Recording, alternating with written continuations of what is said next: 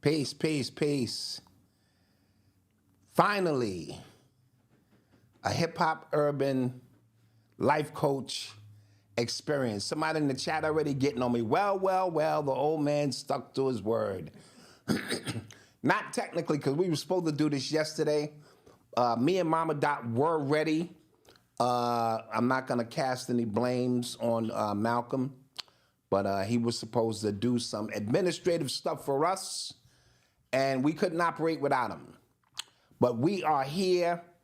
Thank you for taking time out of your Sunday to, come in. And remember, this was supposed to be a private event. I decided to go public with it for the first one, maybe the first two. And for those who don't know what the HULC is, it stands for Hip Hop Urban Life Coach. And what I do here is I answer your questions about hip hop, about life, the urban experience, health, relationship, anything you want to talk about. That's what I'm here for. I am not a goofy. I play one on TV. So today we are not going to be in my Black Dot character or, we're here to help you solve some problems. So what I want you to do is be able to put your questions in the comment section. Mama Dot will get to them, and we will then answer your questions in a, based on what it is you're talking about. So if there's been something on your mind, something that's been stressing you, something that's been worrying you, something that you're just curious about, that you think I can help you with, that's why I'm here, and that's what I'm going to be doing. So I'm going to get to a question by my man Roderick Adams, who asked me, did I think Canibus, the rapper Canibus, was he blackballed? And his concern was that after he attacked LL Cool J, that he seemed to disappear.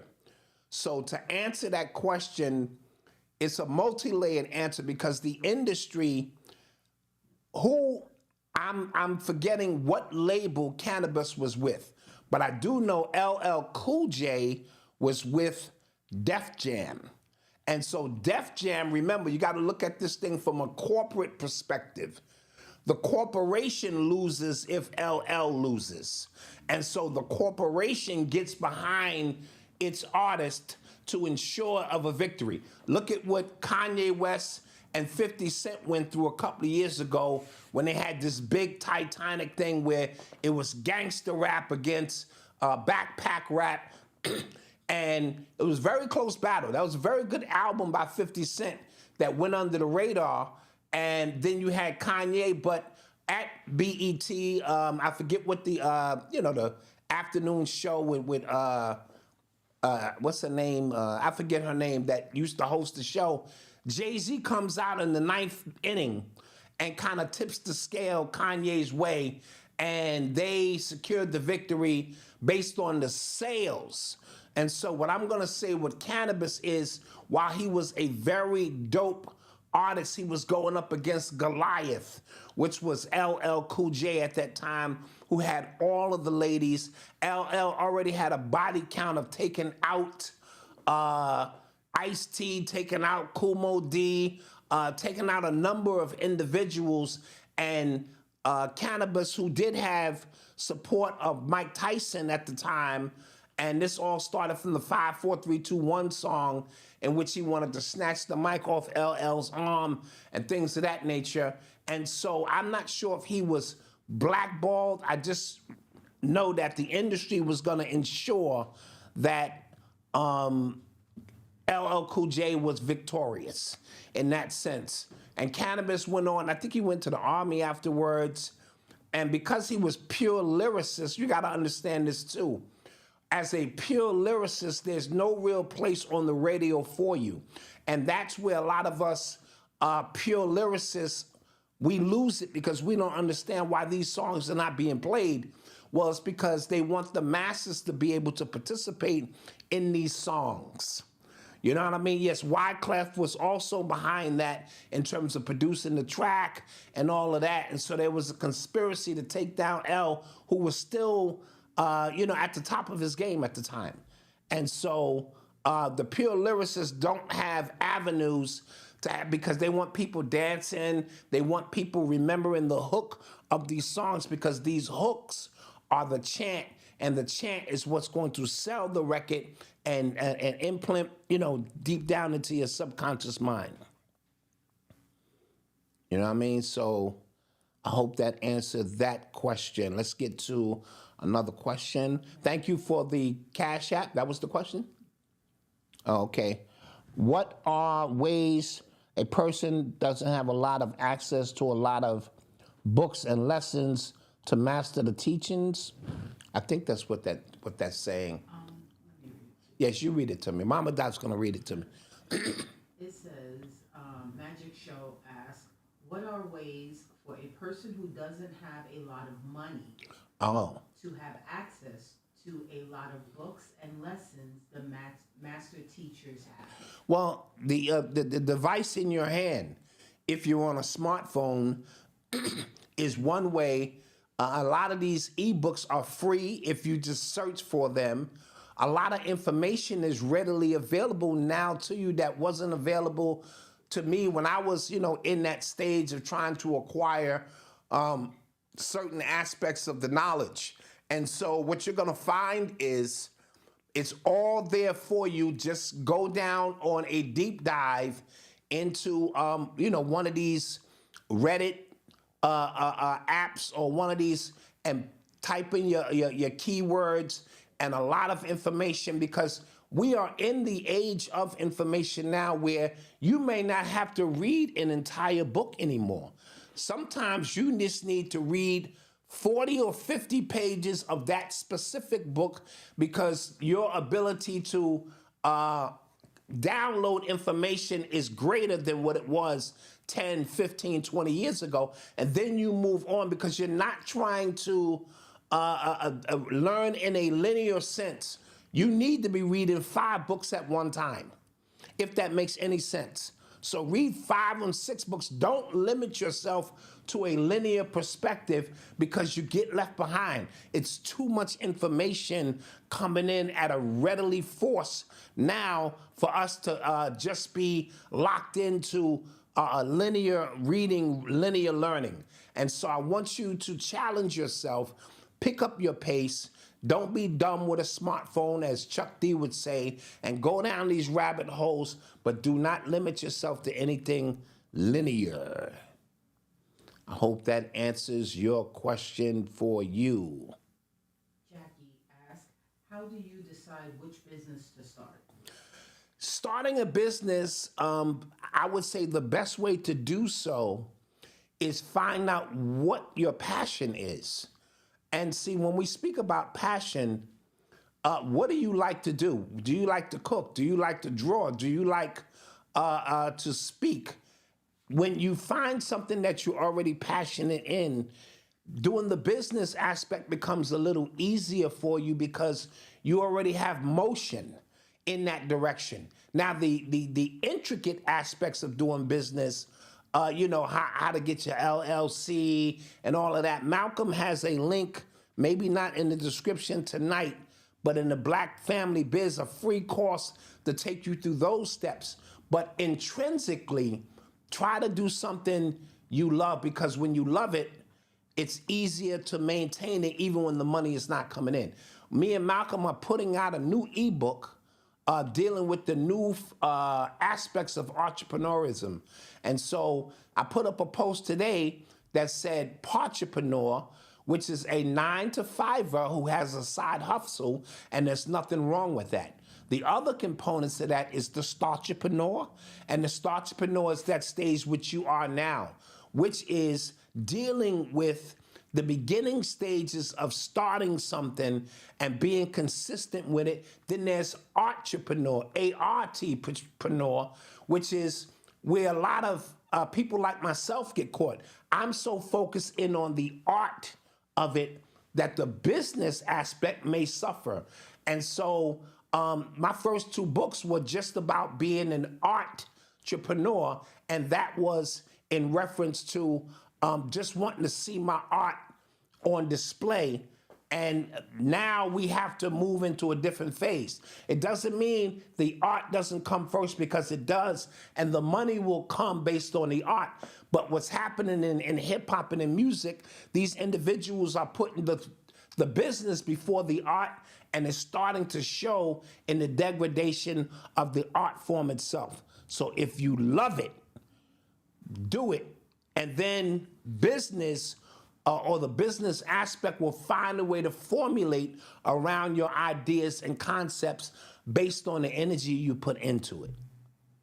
Okay, Sister Clay asks, do you think all these gay rappers being exposed is really promoting a gay agenda?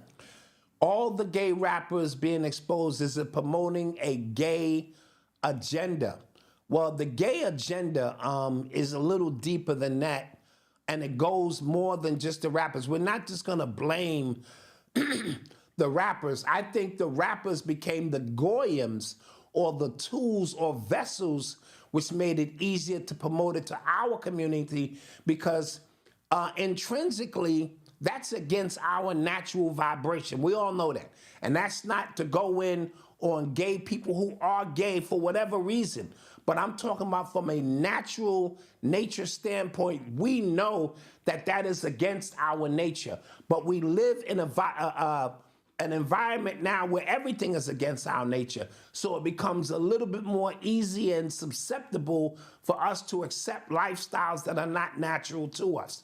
And so in order for us to do that, or be susceptible to such, they'll use those who look like us, those who sound like us, and they'll use an art form or something that we love, which is music and the arts, to help push an agenda. But this goes into the school system. This goes into the food, with too much soy-based products infused in our food, which is raising the levels of estrogen in men. This goes into a prison system, which further, promotes a specific lifestyle, because there's no balance there. There's only so-called male energy and things of that nature. This goes back to Roman times, a way of life for certain individuals, agape, the term which is the love between a man and a boy.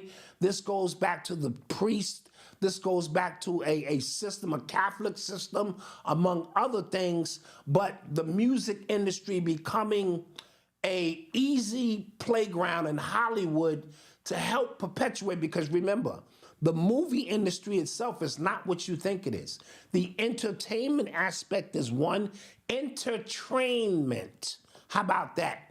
That's the real term and essence of it, is entertainment, to train ideas, concepts that they're trying to push. Now, I speak about in an industry where there's only a few slots available, and there's a funnel that comes down like this.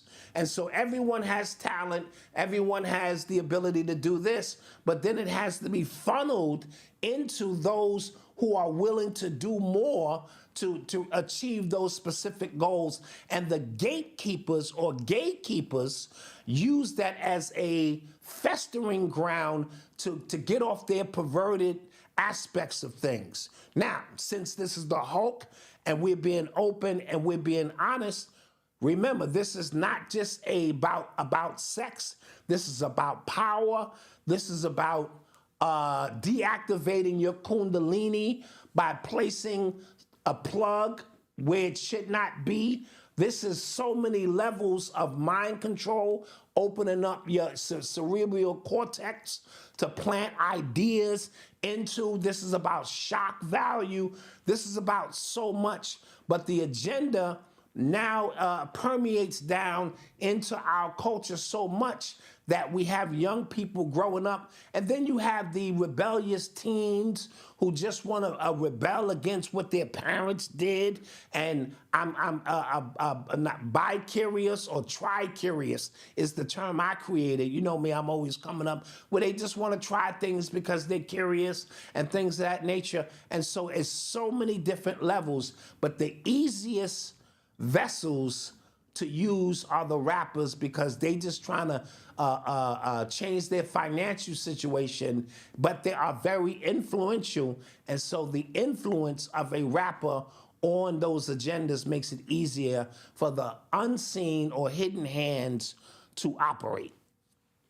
All right, 6-7 asks, do you think working as a bus driver is a good choice for a career? Anything that's going to, the question was, do you think working as a bus driver is a good career? I'm going to say this, anything that put food on your table, that provides benefits for you, vacation, all of those things is a good choice. Now, as a bus operator and a former bus operator, you have to want to love to help people and work with people because it is a position of service to others in every sense of the word. You're not just driving a bus. That's why they call them a bus operator. I got people who get on my bus who want to know what they should cook tomorrow. I got people who get on my bus who see me, they having problems with their kids. You become almost like a psychiatrist for people once you get your regular route down and people recognize that you are a beam of light that they're drawn to. And so from that aspect, if you have patience, I put 3 kids through college with it. How about that? You know what I mean? And still manage to be the black dot and write books and all of them other things. So I say that to say, never let somebody tell you, first and foremost, a job is just to provide food, clothing, and shelter. Once you secure that, all of your other dreams can still be achieved wherever they are. So the short version of that answer is absolutely, if you are truly about service to others and you want to help people and be a part of a system like the mailman, the UPS guy, the bus driver, it's all of a part of a system that makes life go for you. And these people seem like, when they're doing their job correctly, non-player characters. You know what I'm saying? When you're operating a bus the way you're supposed to, people don't even know that they're on a bus. The experience is so natural for them. But when the bus is jerking and you nasty as a bus operator and you stopping the bus and you ahead of schedule and they miss you, then you become notorious for something else. So when my packages are delivered, my coffee is hot, my bus is on time, these are the things that just make life flow effortlessly and make the rest of your day, the way it's supposed to be. So absolutely.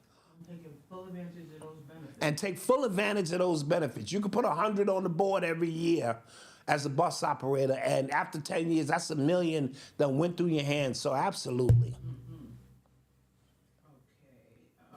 Okay. Somebody asked, can you go into details about the great reveal and the role that Baphomet plays in it? Go into details about the great reveal and the role that Baphomet plays in it. Well, the great reveal from my perspective is this. And side note, Mama Dot will have a mic next week. We were just running a little bit behind schedule. Malcolm just got on my case about that. The great reveal is the time which all secrets will be revealed to us.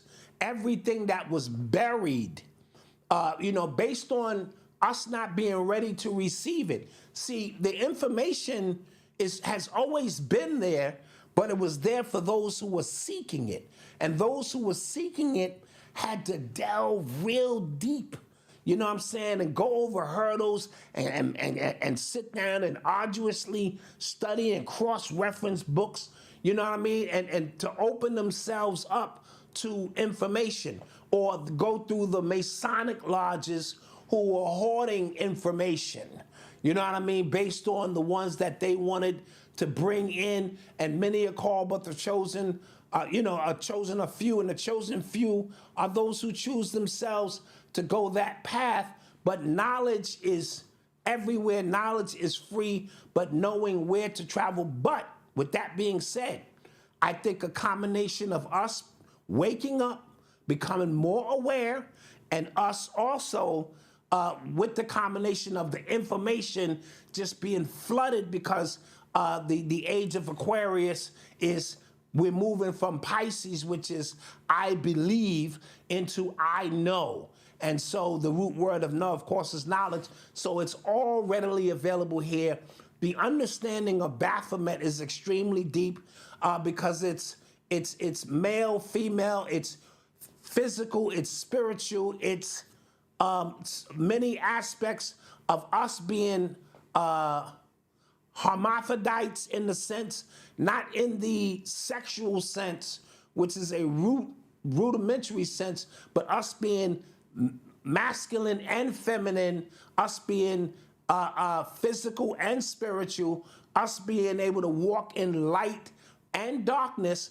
However, there are perverted versions of those who tap into aspects of it for personal gain or treachery and things of that nature. But these symbols are ancient and they've been around, and they're nothing for us to be afraid of, because at the root level, they're our images and our symbols that have been perverted for someone else's use and someone else's gain.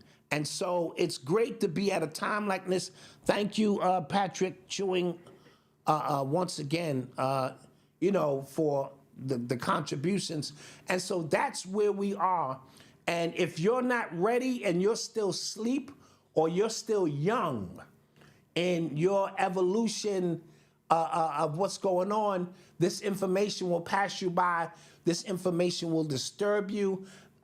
If you believe in the European aspect of things, you will go nowhere near anything of Baphomet, which is a goat. And that's funny because they use that term in sports all the time. I'm the GOAT. I'm the greatest of all time. And that's a way to sneak that into your lexicon. Remember, the subconscious mind picks things up sometime from a literal standpoint. And so you saying I'm the GOAT, you saying I'm the Baphomet. You know what I mean? And so they do these things slyly to introduce things into your thought stream, especially the subconscious mind, more than your conscious mind. And it's one big game they're playing. But all things will be revealed for us in the days to come. Okay, Patrick Chewing asks, in the saying, as above, so below, have you ever thought if we're the above and not the below? Would love to know if you've ever given any thought to that concept, since an inner earth is well known. All right, I'm going to repeat that. As above, so below. Have you ever thought that we are above and not the below? Would love to know if you ever given any thought to the concept, since an inner earth is well known. Yes, well, again, the term is relative based on where you are in your understanding. You know what I'm saying? As above, no one said we were below anything. However, we use that as a reference point so that cosmically speaking, whatever's happening in the heavens is happening on the earth. But remember, our elders also teach us that whatever's going on inside of us is going on outside of us. And so the inner earth could very well be our inner spirit, our inner soul, or literally the inner earth in which, other civilizations have been purported to live and exist. And so this is what I mean by going under deep rabbit holes, because if you take things literal, it will mean you are to look that way. But if you go deeper and delve within self, it could mean I am above all things. I am God. I am the supreme essence of this. And there are dimensions below me, because this is the third as we move in. And there are also worlds within worlds within worlds. And so that could mean so much. And so when we talk about not limiting ourselves to read from a linear perspective, it is important that we grasp all of these things from a multi-dimensional perspective, if that makes any sense. And when we do that, our understanding of things open up, and then we have the opportunity to get amongst like-minded individuals and simply pass these ideas around, these concepts. That's what the great builds are about. When growing up, coming out of those lectures with Bobby and Phil, and us youngsters would sit around for hours after the lecture and have these conversations and share these ideas and perspectives on a lot of things, and that's how we grow. And so, and no question, no one's perspective was ever ridiculed because we were looking to just expand consciousness. Okay. We have another one. It says, Leo Gang, Lynn Gang. Where do you see hip and rap culture in the next 5 to, 10 years from now? Where do I see hip hop and rap culture in the next 5 to 10 years from now? I clearly believe that this cycle is over. And that's not necessarily a bad thing. See, we like to hold on to things, and change, as I always say, change is violent. Change requires so much to go on in your life. And we have this hip hop thing and this rap thing. And the only ones who truly benefited, when you look at the 50-year history, are those real estate agents and movies and magazines and merchandise, and all of those industries are the ones who truly thrived. And the artists themselves, there was a time where you could tell that the rappers represented you, and they were out speaking for you, and I am because we are. And then corporations came in, and then the rappers started going, the only one, if I put out this good music or this, I get a corporate deal, but where did it leave the people? When we start looking at all the violence, all of the drug deals that were made in rap, all of the degradation of the women, all of the crime and violence. Now, I'm not gonna sit here and say all of the music was like that. That would be crazy. But I'm speaking about mainstream, because mainstream, whatever's played on the mainstream media has a greater effect on the minds of the young people. I keep telling you, when you hear a song with a negative hook and everyone collectively is singing that hook, not out loud, but even in your mind while you're in your car. Remember, words are a lower vibration of speaking. Even in your mind and you in the car, if a million of us are in the car at 7 in the morning, listen to the bitches ain't shit but hoes and tricks, that creates the reality around us. And so they understood that science. And so once they co-opted the concept that music is the only thing that can enter our subconscious mind without our permission. Music is intrinsic to us. We are music. The rhythm is Ra's hymn. That heartbeat is that first drum. The way I move my hands is in rhythm. The way we speak is in a cadence. The way I walk is in a cadence. The way we get it on has a rhythm to it. And so they understood we are synchronized into rhythm and vibration. They used it against us and took all of the positive stuff that had the potential to fight the power, that had the potential to do all of those things, that ladies was first, that had the potential to bring us into the science of the native tongues, that had the potential to teach us about X-Clan and the red, the black, and the green, and that had the potential to do all of those things and got rid of it and made sure that the music was about money, hoes, and clothes. That's all a nigga knows. And, drugs and partying and having a good time. It co-opted it. And then it turned it into something we can no longer use. And we having a hard time accepting that.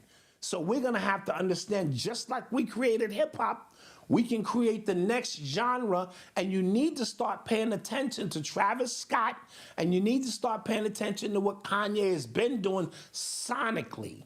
I'm trying to move this thing forward where, we can enjoy different octaves and different frequencies. Forget about the earthbound issues that each one of these individuals are going through, and that's all a part of the plan as well. We got to think higher.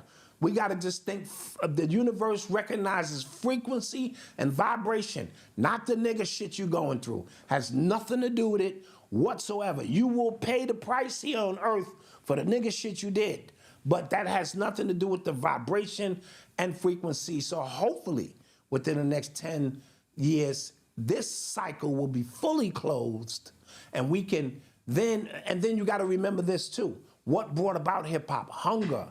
The situation, the environment, the desolate situation, our backs against the wall, the pressure creating the diamond. If social media got everybody thinking we up and we doing well, there's no need for nothing new. And see, they understand this too. So they push us when the time is right because they know the only one who has the answers to get us out of any of this shit is us.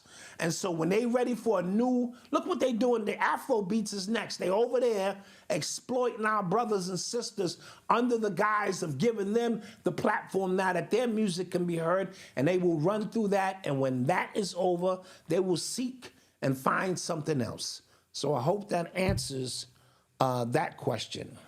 Okay, the next one comes from Devin.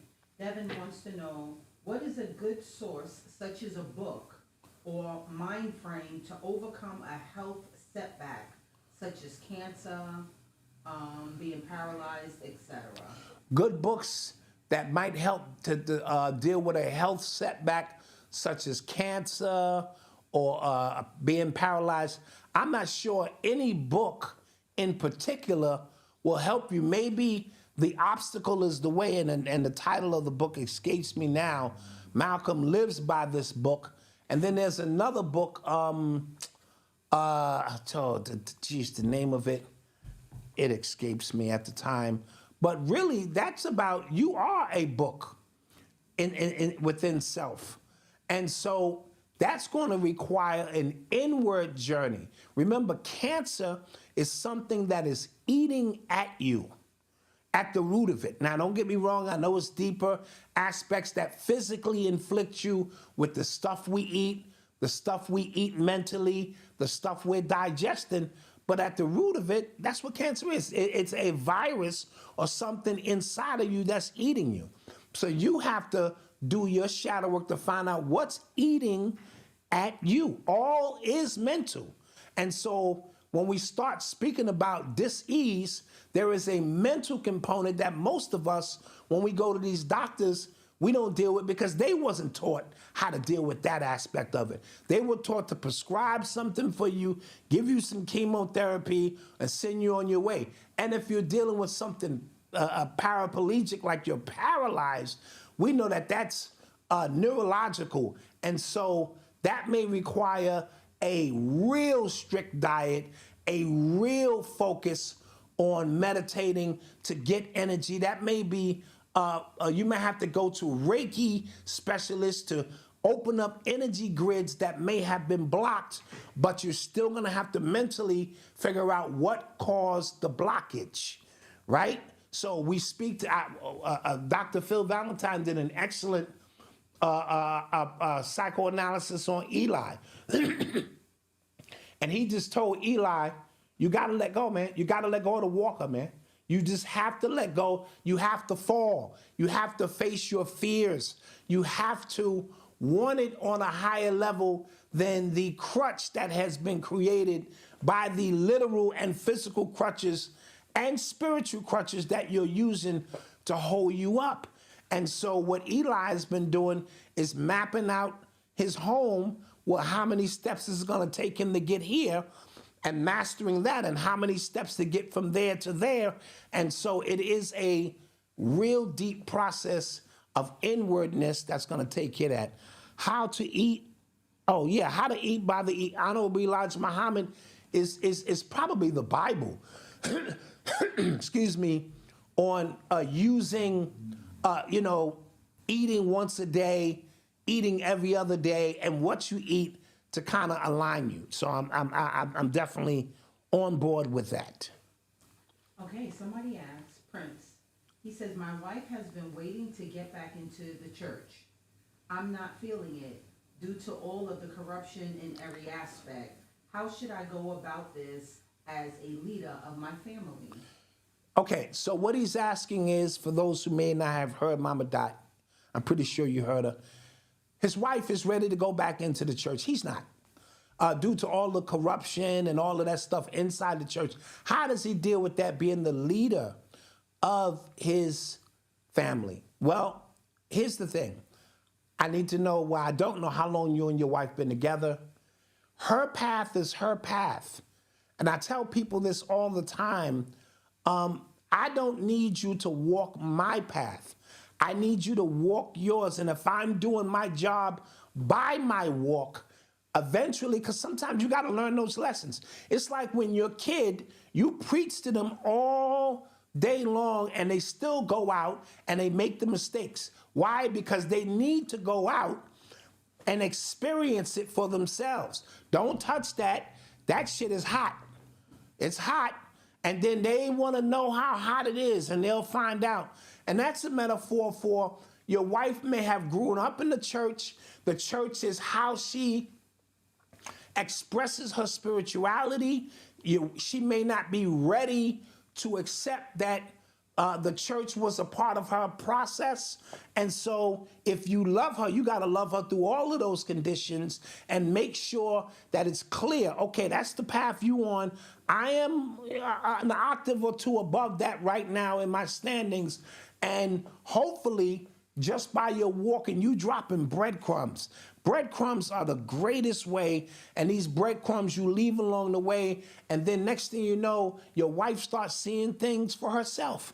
And maybe she'll realize, while I may not have to give up the Christian faith, I may just have to give up being around these individuals who have a corrupted mindset based on what the church has become. Because they're actually two different things. You don't have to go inside of a church when you are the temple, and if those teachings are the teachings that you feel benefit you now, sometimes you get in that groupthink mindset, and then this one is after that one, this one's trying to outdo that one, and then there's the pastor, and they collecting money for this, and they all look good, and down here y'all doing bad. You know what goes on in the church. And by you not wanting to participate in that as a man, but your wife may be connected to it because as a kid, there's so many reasons people want to go inside, excuse me, of the church, but you have to love her and tell her the stove is hot. And when she touched the stove on her own and realizes it is hot, that lesson will be learned. And that's probably the best way, that I can answer that for you. Yeah, like my grandparents were married for like 40 years. And my grandmother went, my grandfather never went? Yes, Mama Dot said her grandparents were married 40 years. Grandma went religiously. Grandpa was like, nah, I'm good. And you'll usually find that in the males. They go, I don't want to be around all them people dealing with all that stuff. And so sometimes our women need a sense of community, Yeah. This is from Brother Sham, UX90. Do you believe right now reflects Martin Luther King's saying, we are walking into a burning house? Do I believe in the saying when Martin Luther King said, we are walking into a burning house? Absolutely, Asham. That's part of our UX90 crew. They don't play that speech much. When King himself realized, because a lot of times there's so much going on, and this is what I always ask Malcolm.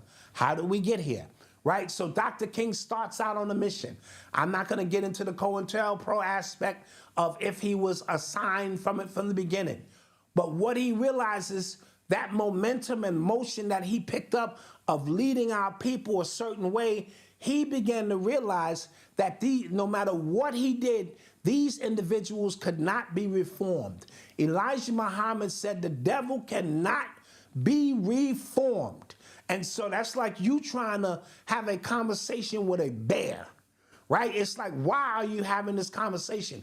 Certain individuals, they're evil by nature. And I think in his final days, he realized that he was leading his people this integration thing. Remember segregation when we were segregated. We had our own bus companies. We had our own cab companies. We had our barbershops, our cleaners. We had Black Wall Street all over the place. Wasn't just in Oklahoma. It was all over the place. We did for self. We had our own schools. The family structure was more together. And then we yearned for integration, a bigger piece of the American pie, or whatever the case may be. And in doing so, we diluted our power. Instead of that pure black coffee, we added that cream to the coffee, and it became diluted. And that's the burning house that Dr. King was referring to, that he himself did not get a chance to see it all to its fruition. But here we are, fighting for things that we can do for ourselves and asking for handouts still from the very people who oppressed us from the beginning. And we want to know why we don't have reparations, among all these other things that are rightfully ours, because we're continuing to ask instead of doing for self and manifesting a power base that forces them to give us what's rightfully ours as sovereigns. Okay, we have another one that asks, do you ever think they will shut the internet down before 2030? And what kind of change will that create? The internet will probably be shut down before 2030, in my humble opinion, because remember, we spoke a lot about going to Internet 3.0. And in order to do that, there has to be a problem, there has to be a reaction, there has to be a solution. The bipartisan parties can't agree on anything, but they can agree that TikTok needs to be shut down. Why? Because of the information and us not them, America not being in control of that specific frequency of information which is coming from China. But damn, China owned everything here to begin with, if you want to really be honest about it. And so that moment of darkness, whatever they call it, because phase one of that was keeping you home. And then they installed all of them 5G antennas that y'all acting like that y'all don't see, that y'all said the Hoteppers and the conspiracy theorists were all out of their minds, and yet these 5G antennas are everywhere now, right? And so they're slowly but surely creating a new form of internet that's gonna be so fast and so interactive and so on point, it's going to scare you. So, but there has to be a crash first, and they're gonna probably say it's from the satellites, but little do we know, all of our internet comes from down below, under the sea, you know what I'm saying, and them cables they put on the ground. So all of this stuff up above is a fallacy and shit. And so they're going to create the situation to bring about 3.0. And yeah, I think it's gonna happen before 2030. Personally. Okay, the next one says, I'm a filmmaker looking to work in the film industry, specifically in cameras. Okay. Cameras. And I'd like to know your take on navigating in that space for someone who wants to be behind the cameras. Okay, so this is a filmmaker who's working on films basically behind the camera and wants to know how to navigate that space from behind the scenes or behind the camera. Well, if you're not trying to go out to Hollywood, then the avenues of independent film are growing every single day. And so if you have a camera, and there's no excuse now, your phone is a camera. You know what I'm saying? Once you get the right contraptions, your goal is to continue to go out and get better and tell stories. Now, keep this in mind. I used to tell people, and I think I wrote it in my book, Hip Hop Decoded as well, a lot of them hip hop videos had all of them hidden messages. The film director was behind all of that, right? And so you just out there acting and you don't realize that they put a checkered floor under you or certain things that they were instructed to do, because the subconscious mind has the ability to pick up them images and process them far greater than the conscious mind. And so the person who's doing the filming itself may just be there in a rudimentary position to understand how to cinematically capture something. So if you're talking also storytelling, that's a whole nother aspect. If you're just talking filming, just keep going out and filming and getting better and better at showing me a 4K shot, panoramic shots, overhead shots, because when you film somebody from below, remember that shows dominance of the person. When you're filming from above, that's another. All of these angles are filming are industry angles to show you different ways to tell stories, and how a picture is worth 1,000 words. And when you understand the multitude of angles that are needed to tell a story and you become great at it, you finding work will become easier and easier. And now they have, I forget what Malcolm is calling this new AI, Sorrow or something, that is creating environments for you. So as you film your part, you no longer have to have permits to close the street off to get this shot. All of that stuff is done when you're integrating real things with artificial intelligence, and the sky becomes the limit as long as your imagination stays fresh and stays vibrant. And I want to say good luck to you on that end. Okay, so the last question. Last question of the night. The last question of the night. Borrowing bars is from: do you feel that the civil rights movement was the biggest form of mind control played on us? I'm going to say yes and no. Do I feel that the civil rights movement was the biggest form of mind control played on us? It was a psyop. When you realize that Rosa Parks wasn't the first one to take a seat in the front of the bus and not want to get off, and she was an Eastern Star, that story was really based on someone else. When you realize Dr. King's name wasn't Martin Luther King, it was Michael. When you start realizing so many aspects, when you go back, W.E. Du Bois and them being the Boule, and so much stuff being orchestrated, it is important for those who are in positions of power to control the narrative as much as possible, including the Black Panther Party and aspects of that, and so much.